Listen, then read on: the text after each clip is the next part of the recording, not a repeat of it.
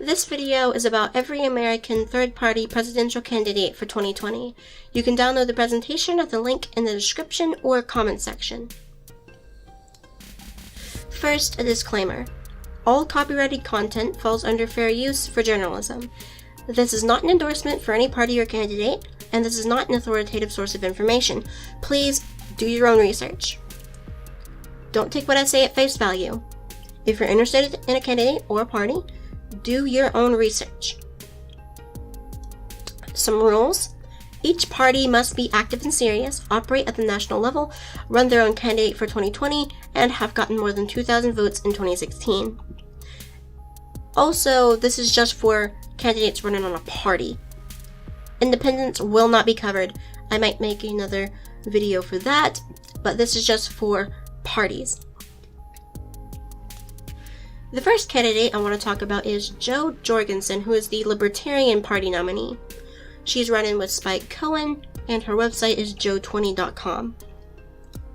The Libertarian Party is the most successful in the United States, with 3.28% of the vote in 2016, which is more than 3 times what the Green Party got. They are pro-free market, free trade, they're pro-choice, and they love small government. Basically, they want the maximum amount of freedom possible, and they just want the government to get out of their lives. If you're that kind of person, libertarians might be for you. About Jo Jorgensen, she is a college senior lecturer. She is campaigning for lower taxes, eliminating trade barriers and tariffs, and ending pre-conviction civil asset forfeiture, which means that before you've even been convicted of a crime, just when they're going through the courts, that the police will take your stuff. That's basically what pre-conviction civil asset forfeiture means. She also wants to end the war on drugs. The next candidate is Howie Hawkins, the Green Party candidate, who is running with Angela Walker. His website is howiehawkins.us. The Green Party received 1.07% of the vote in 2016. They're environmentally focused, hence the name, supporting policies like less emissions, less pollution, and green energy. They are a socialist party. They support socialism, democratic socialism, sort of like what Bernie Sanders was talking about when he ran for the Democratic nomination. They are also pro-choice, just like the Libertarian Party. Howie Hawkins is a retired Teamster, which I had no idea what that was when I was researching this video, but basically it's someone who they drive a horse-drawn carriage but with like multiple horses, like a team of horses. He was the original Green New Deal guy. A lot of people attribute that to Bernie Sanders, but he was the guy who originally proposed it, which makes a lot of sense because he's the Green Party candidate. But, of course, he's a socialist. He wants socialist economics. He proposes a $20 minimum wage, which is $5 more than what Bernie Sanders proposed. He supports Medicare for all and ranked choice voting. And a note, a big part of his campaign is that he draws similarities to Bernie Sanders, but he's a bit more radical. He draws primarily from former Bernie supporters, though he does have his own base as well. The next candidate is Blankenship, who is the Constitution Party candidate. He's running with William Moore. His website is donblankenship.com. The Constitution Party is a very conservative party. They're like the Republicans times 10. They want strict adherence to the Constitution, small government. They support states' rights. They believe states should appoint senators, that they shouldn't be directly elected, which was what the United States originally had when it was founded. They also want to repeal the Voting Rights Act, which gave African Americans the right to vote. Take that as you will. Blankenship was the former CEO of Massey Energy, and he served 1 year in prison for conspiring to willfully violate mine safety standards, which is a mouthful. But basically, he wasn't going to adhere to regulations about mine safety. And this is related to a mine disaster. Though people have said that the conviction was botched, that the trial wasn't done correctly, but I'm not going to talk about that here. He, of course, supports states' rights, he's pro-gun, and wants to leave the United Nations.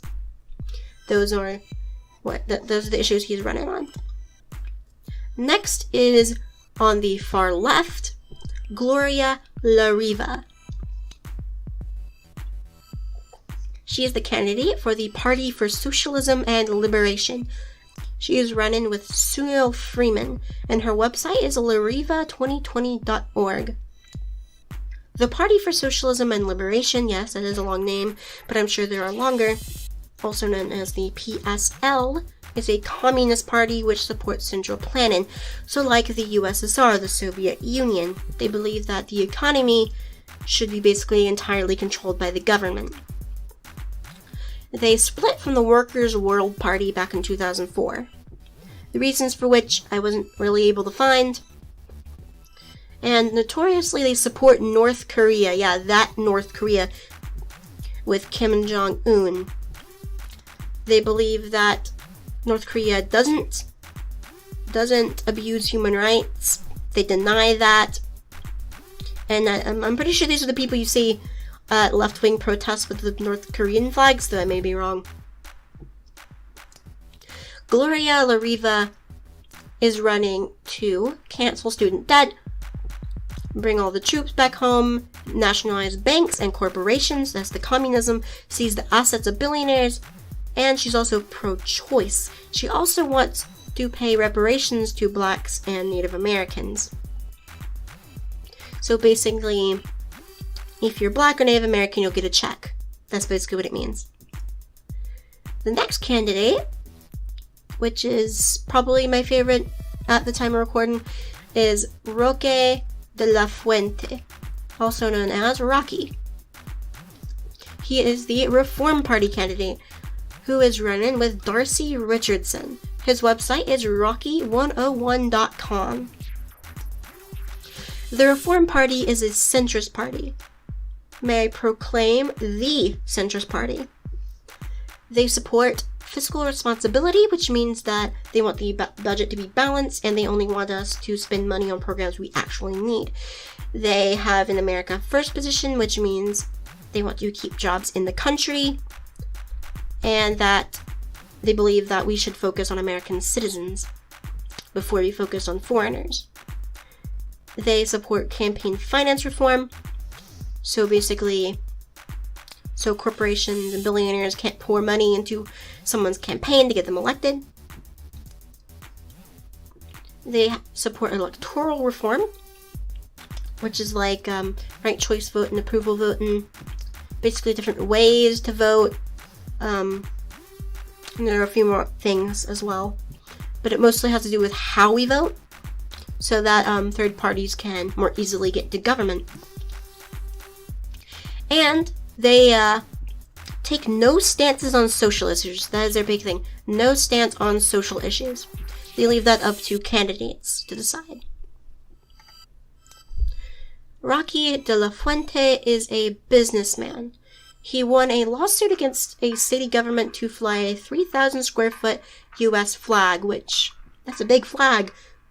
I've seen some pretty big flags. There's a really big flag in my town, but not that big, I don't think.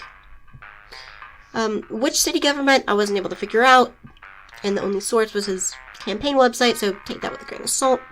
He supports Medicare for all, but with a private option. So that contrasts with other candidates like Bernie Sanders and Howie Hawkins, who only want the government to cover things, to cover healthcare costs.